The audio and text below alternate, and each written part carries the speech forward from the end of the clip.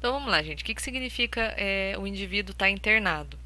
Né? Considera-se internado aquele que ocupa um leito por um período acima de 24 horas. No processo de internação, as rotinas e procedimentos administrativos se referem à admissão, transferência, alta e óbito, tá? Normalmente o histórico de enfermagem é colhido nesse momento aqui, ó, tá? Então a gente faz isso meio que nesse momento, tá? Muitas vezes o histórico de enfermagem ele é feito e a pessoa nem chega a ficar internada, tá? Mas em caso de internação, né, o histórico é em paralelo aqui com a admissão.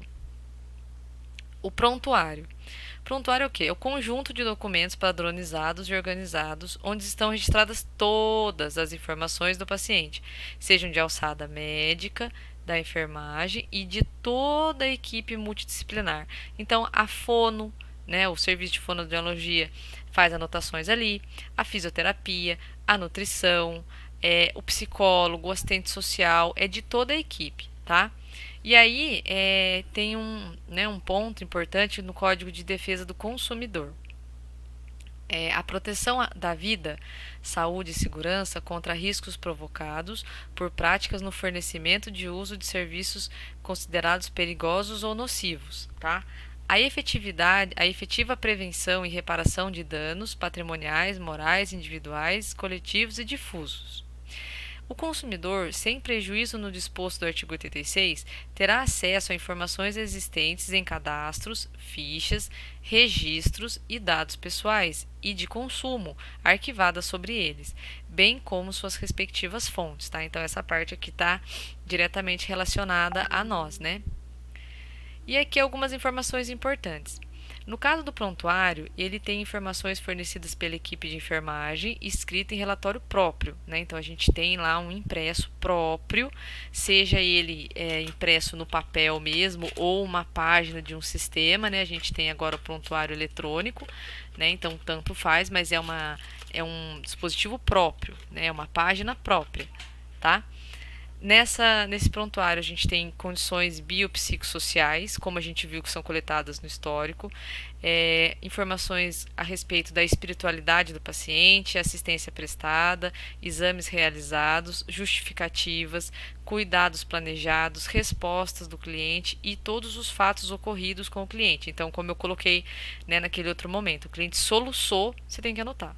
Professora, é cliente ou é paciente? Depende da instituição onde você está trabalhando. Tem instituições que pregam que você deve chamar de cliente. Tem instituições que não, que é paciente, tá? A admissão deve ser feita pelo enfermeiro, que implicará a SAI. Porém, o técnico de enfermagem também pode realizar a admissão, coletando os dados e preenchendo corretamente os impressos. Nós vimos isso aqui na primeira aula, né? Isso aqui está mais para reforçar.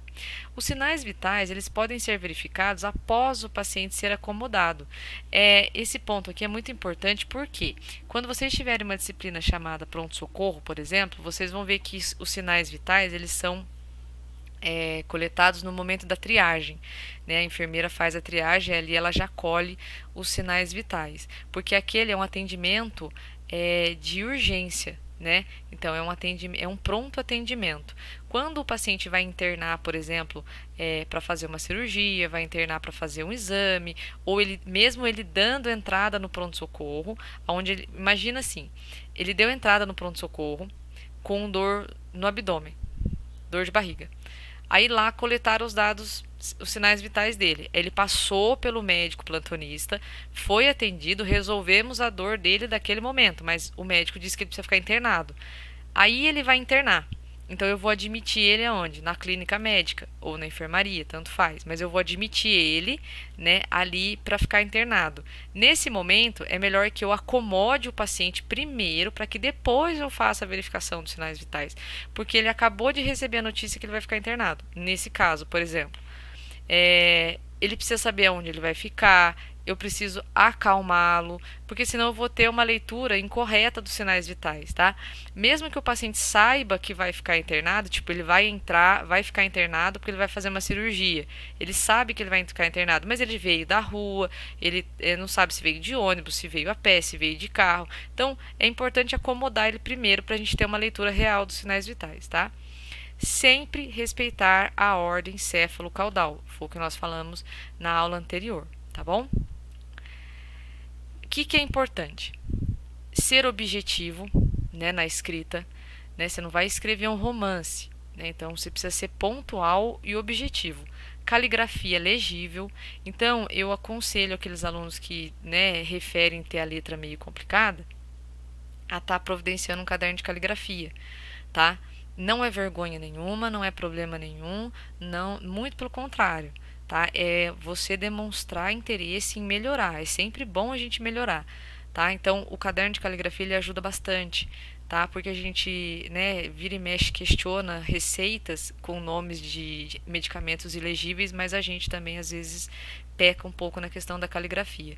E nem todos os locais o prontuário é eletrônico, tem muito lugar que o prontuário é por escrito, tá bom? Não deixar entrelinhas nem espaços.